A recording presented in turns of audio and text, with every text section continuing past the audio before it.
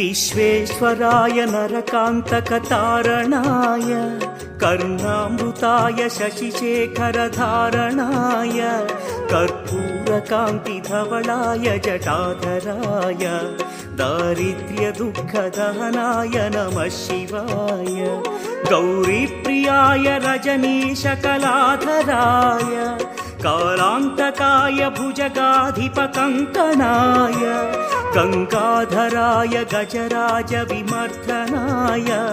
दारिद्र्यदुःखदहनाय नमः शिवाय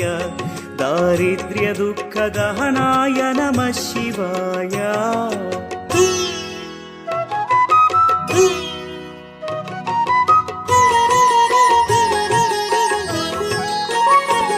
भक्तप्रियाय भवरोगभयापहाय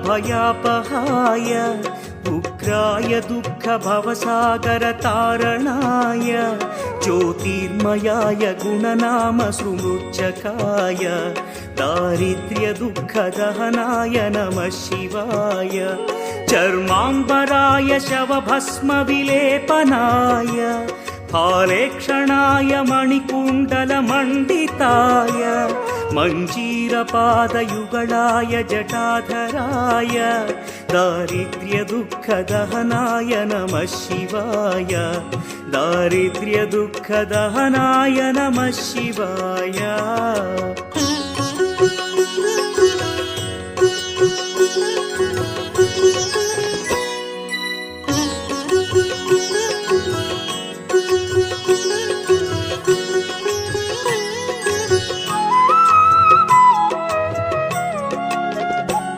पञ्चाननाय फणिराजविभूषणाय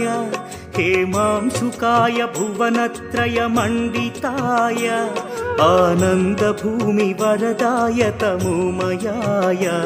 दारिद्र्यदुःखदहनाय नमः शिवाय भानुप्रियाय भवसागरतारणाय कालान्तकाय कमलासनपूजिताय नेत्रत्रयाय शुभलक्षणलक्षिताय दारिद्र्यदुःखदहनाय नमः शिवाय दारिद्र्यदुःखदहनाय नमः शिवाय